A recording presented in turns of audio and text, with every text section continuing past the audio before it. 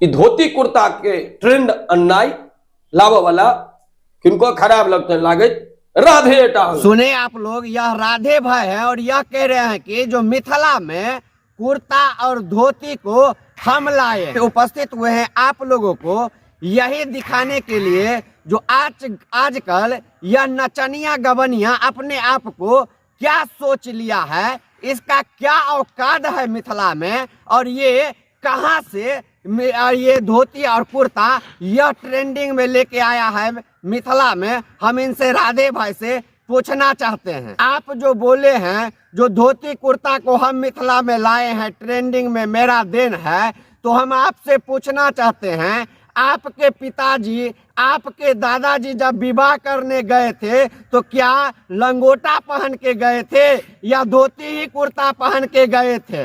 इसका हमको जवाब चाहिए।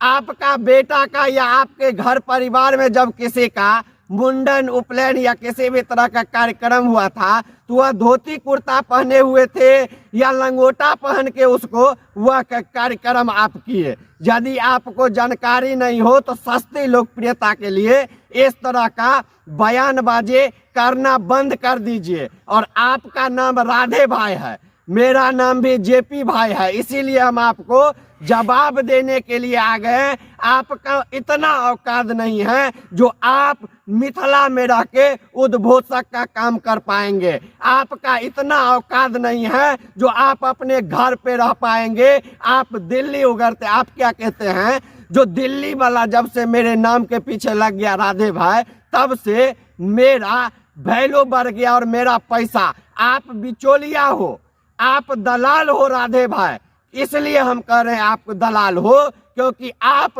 दलाली के बलबूते ही अपने घर परिवार का भरण पोषण करते हैं। ऐसे ऐसे छोटे छोटे कलाकार को ले जाके मंच पे आप खड़ा करते हैं और उनके नाम पे लाखों रुपया का कार्यक्रम आप बुक करते हैं, और फिर बाद में वो छोटे छोटे कलाकार को कुछ छोटा छोटा अमाउंट देके और आप पूरा पैसा लेके दिल्ली भाग जाते हो। तो आप मिथिला हितैषी नहीं हो, आप दिल्ली हितैषी हो। और हम यहाँ के मिथिलांचल वासी से भी अपील करना चाहेंगे, जो ऐसे ऐसे व्यक्ति जिन्हें ज्ञान नहीं है, सनातन धर्म का परख नहीं है, सनातन धर्म का ज्ञान नहीं है, वो हमारे जैसे लोग को या मिथिलांचल वासियों को ज्ञान देगा कि धोती और कुर्ता हम लाए हैं मिथिला में। हम राधे भाई से पूछना चाहते हैं और कहना चाहते हैं, राधे भाई मेरा नाम जेपी भाई है, कभी आइए मेरे सामने में डिबेट कीजिए आप, जो आपने धोती कुर्ता लाया है, और हम आपको बता दें, आपके पिताजी जब शादी करने के लिए गए, आप जब शादी करने के लिए गए, आपका बेटा का मुंडन उपनयन जब हुआ, वो तब जो माथा पे आप पगड़ी लिए, पाग पहने, वो पाग मेरा देन है मिथिला में। जब नीलाम हो गया तो हमने अपने ऊपर कई एफआईआर करवा के अब पुनः मिथिला को पाग दिलवाने का काम किया।